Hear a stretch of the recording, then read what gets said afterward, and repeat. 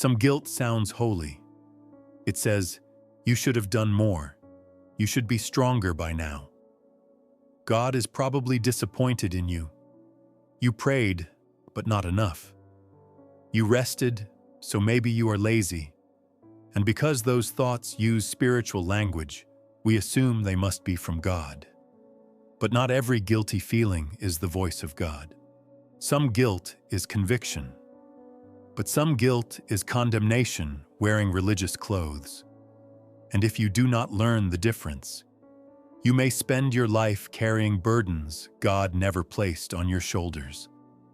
Romans 8 says, "There is now no condemnation for those who are in Christ Jesus." That does not mean sin does not matter. It means shame does not get the final word. God corrects His children, but He does not crush them. God exposes sin, but He does not bury you under hopelessness. God brings things into the light, but He does not drag you into the dark and leave you there. That is one of the clearest differences between conviction and condemnation. Conviction is specific. Condemnation is vague. Conviction says, "This needs to be confessed. That word was unkind. That habit is pulling you away from me. That relationship is leading you into compromise." Conviction points to a real place where God is inviting repentance and healing. Condemnation says, "You are a failure. You are too far gone. God must be tired of you." Conviction names the wound so God can heal it. Condemnation attacks your identity so shame can own it. One leads you back to the Father. The other makes you hide from Him. And that is exactly what shame has done since the beginning. In Genesis, after Adam and Eve sinned, they hid from God. Sin entered. Shame followed. And the first instinct of the human heart was not confession. It was hiding. But notice what God did. He came looking. Where are you? That question was not because God had lost them. It was because they had lost themselves. Shame always tells you to hide from the only one who can heal you. But the Father does not expose you to destroy you. He calls you out of hiding so He can cover what shame tried to define. That is why false guilt is so dangerous. It can feel humble, but it often keeps you far from God. You think you are being spiritual by beating yourself up. But sometimes you are just agreeing with an accusation Jesus already died to silence. Scripture calls the enemy the accuser, not the helper, not the healer, not the restorer, the accuser. The Holy Spirit does convict, but He convicts as the comforter. He tells the truth in a way that leads to life. 2 Corinthians 7 says, "Godly grief produces repentance that leads to salvation and leaves no regret, while worldly grief produces death." Not all sorrow is the same. There is a sorrow that brings you home, and there is a sorrow that buries you alive.